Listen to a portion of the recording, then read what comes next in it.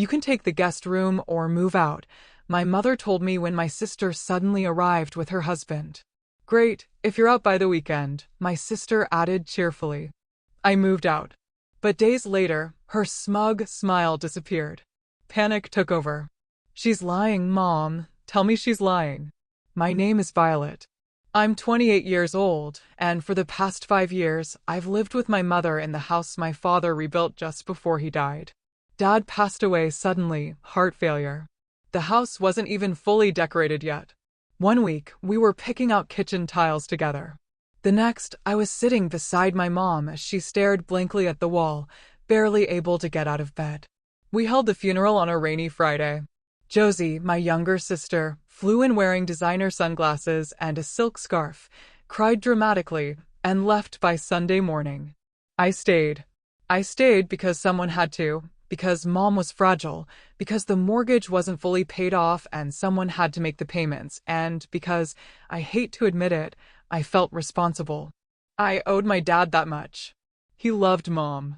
Even when she belittled him, even when she snapped at him for the smallest things, he never raised his voice.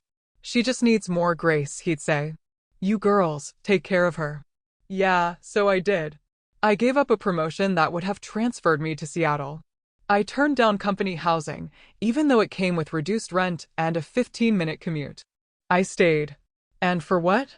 To be reminded daily that I wasn't Josie. Josie, the golden child. Josie, with her glossy hair, 1,000-watt smile, and Instagram-perfect life. Josie, who left home at 22 to marry a man named Brent, whose only real talent was looking good in a blazer. She was the star of every family gathering. Meanwhile, I was the background noise. You should wear more color, Violet, Mom would say. Josie always lights up a room. You look like you're dressing for jury duty. Or, why don't you try dating again? It's not too late, even for someone like you. Even for someone like me. I gritted my teeth and paid the bills, cleaned the gutters, cooked the dinners.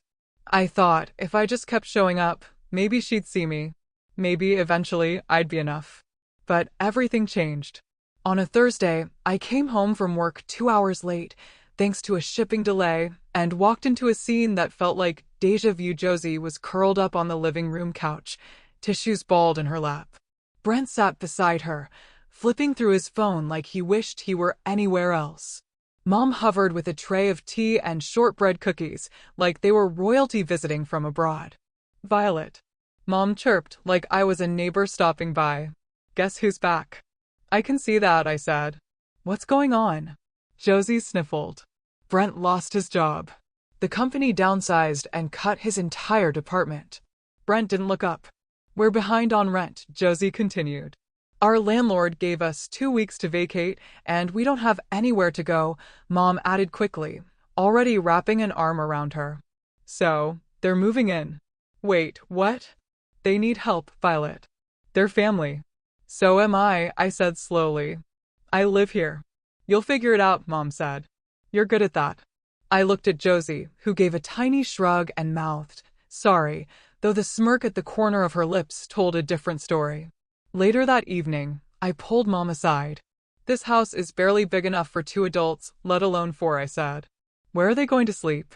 In your room, she said plainly. I blinked. What? You can take the guest room or move out. It's up to you. You're serious? I'm not discussing this. I always wanted Josie back here. She belongs in this house. I've been paying the mortgage. Mom shrugged. It's in my name. And you've always acted like you were doing me some big favor. I never asked you to because you couldn't. You were a mess after Dad died. And now I have Josie. I don't need you. It hit like a slap. The next morning, Josie knocked on my door with a cheery voice and no trace of regret. Hey, Mom says if you could be out by Saturday, that'd be great. Brent and I kind of need this space. Excuse me? She leaned against the frame, eyes bright. Come on, you've been living like a spinster. This will be good for you. A little fresh start. I shut the door in her face. Inside, I sat on the edge of the bed and stared at the floor. On the bookshelf sat a manila folder I hadn't touched in months. It was from HR. Inside, the offer for company housing I declined when I thought Mom needed me. My hand trembled slightly as I opened it. Studio apartment, clean, safe, close to work. Move-in bonus. No screaming, no guilt. No Josie. I made the call. By Friday afternoon, I'd filed for transfer, secured a key, and scheduled movers. I packed in silence. No one offered to help. No one asked why. They were too busy planning a welcome-back barbecue. Josie wanted to repaint the kitchen. Brent asked if they could swap the couch for a sectional. Saturday morning came. A hot breeze rustled the blinds.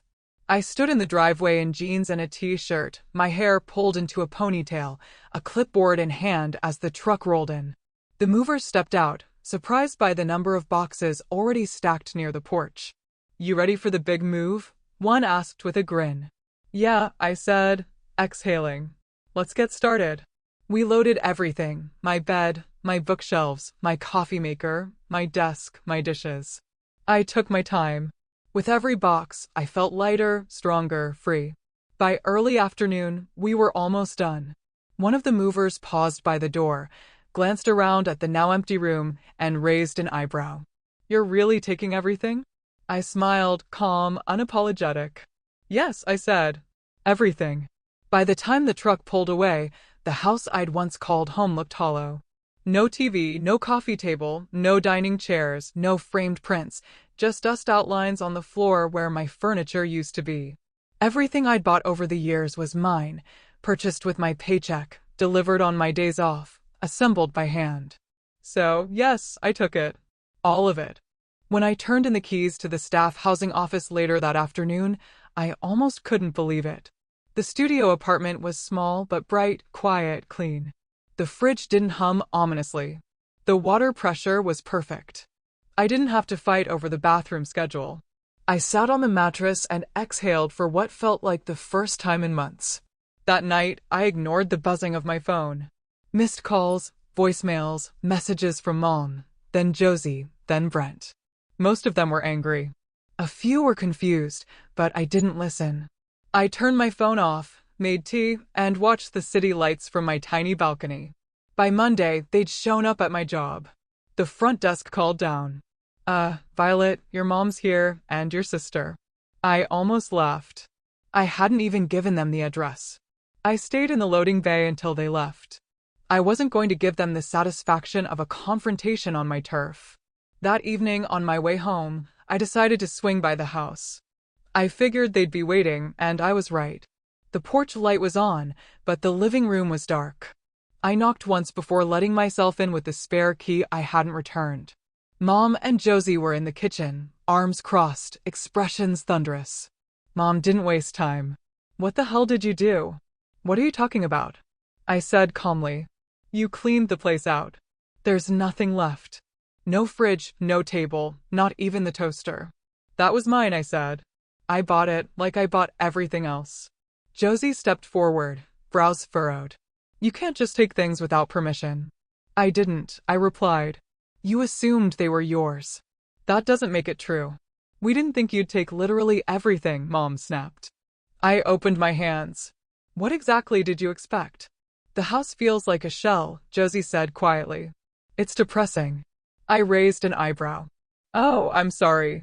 Is the house I paid for not comfortable enough without my things?" Josie's eyes narrowed. "What about the bank account?" I blinked. "What?" "The joint account. Dad's insurance money was deposited there, remember? I checked yesterday. There's nothing left."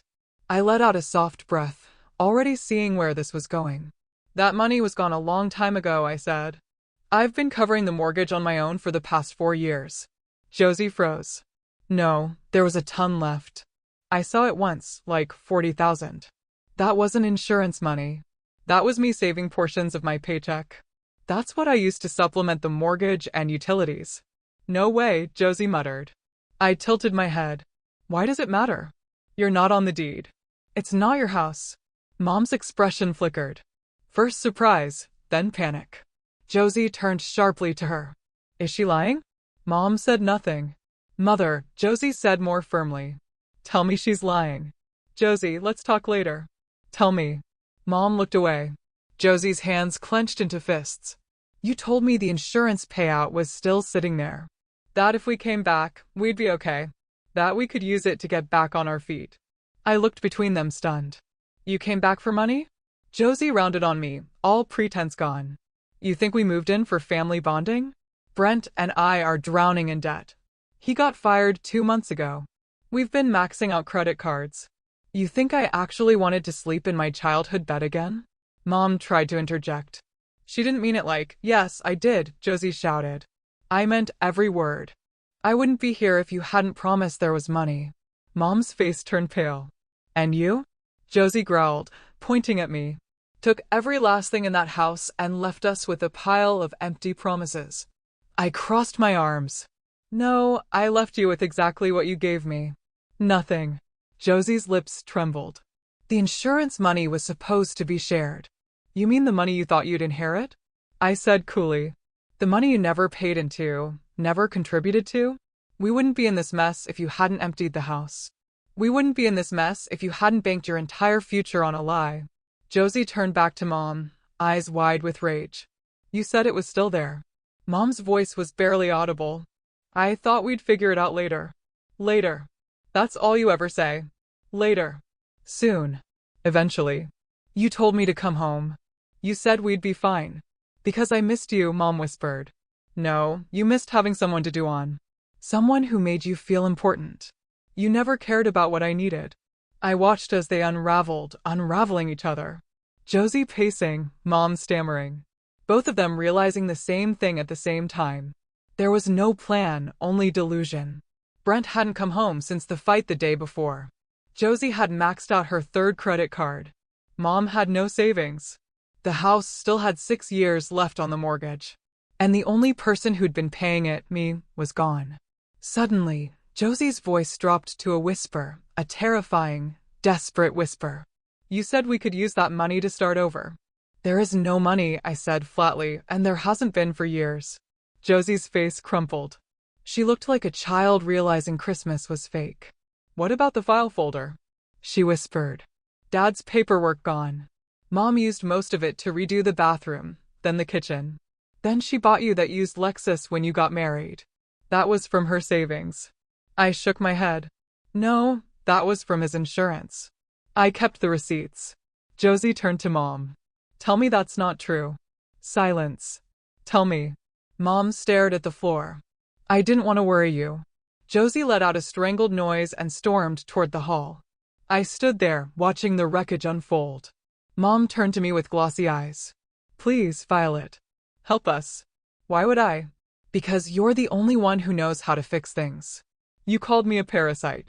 You told me to get out. Remember? I was angry. I didn't mean it. Yes, you did, I said. And now you're exactly where you put yourself. Josie came back into the room, holding a torn envelope in one hand. It's empty, she said, her voice low and bitter. There's nothing. Not even old bills. I know, I replied. I checked. Years ago. Mom sat down at the kitchen table and buried her face in her hands. I looked at the two of them. They'd kicked me out, expecting comfort, backup, and cash. What they got was an empty house, a mountain of debt, and no one to blame but themselves. And they still didn't see it. They still thought I'd fix it. They still thought I owed them.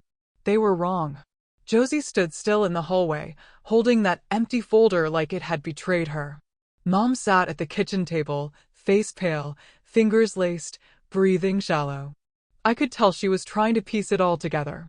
How she'd lost control of the narrative of the house, of both her daughters, and most of all of me.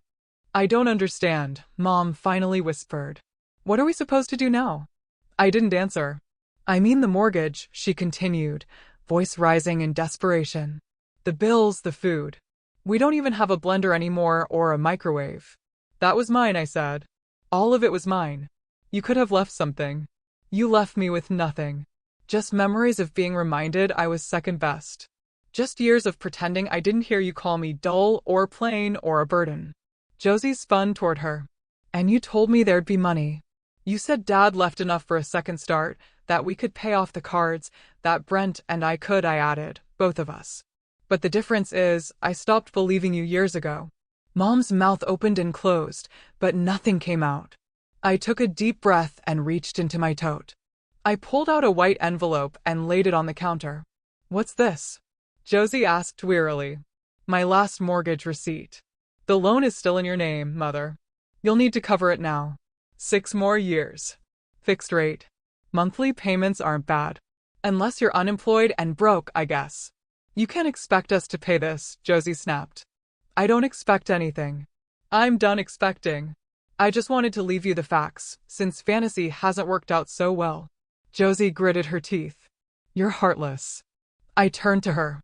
You came back for money, Josie. Not for Mom. Not for love. Not even out of desperation.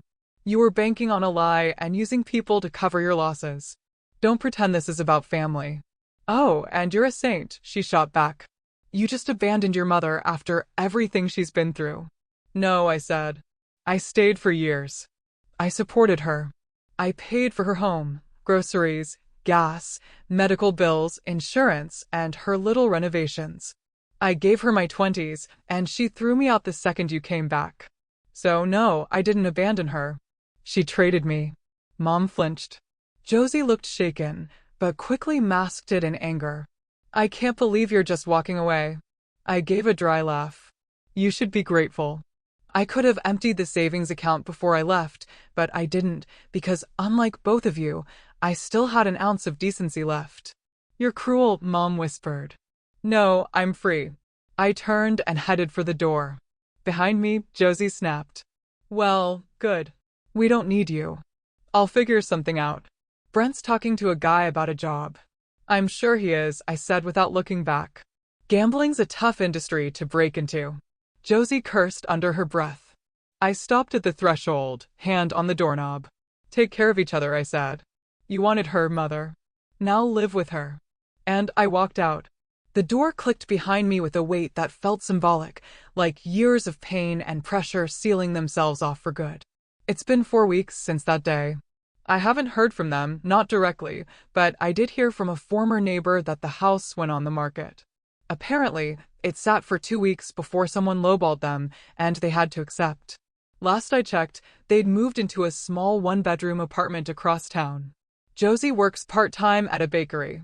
Mom, apparently, is doing admin at a dentist's office. Brent never got that job. I'd be lying if I said it didn't feel satisfying. But more than that, it feels quiet. My new apartment is still modest, but it's mine. The furniture is mismatched, but cozy. I cook what I want, watch whatever I feel like, sleep through the night without hearing slammed cabinet doors or whispered insults behind walls. My manager offered me a lead position last week. I said yes. This morning, I stopped by a cafe I used to avoid because Mom called it pretentious. I brought a book. I drank my cappuccino in peace. I caught myself smiling for no reason at all. And I realized something. They kicked me out, thinking I was disposable, a placeholder, a parasite. But in the end, I was the only thing holding everything together. Now they have each other, and I have everything else. Freedom, solitude, stability, and finally, the life I chose.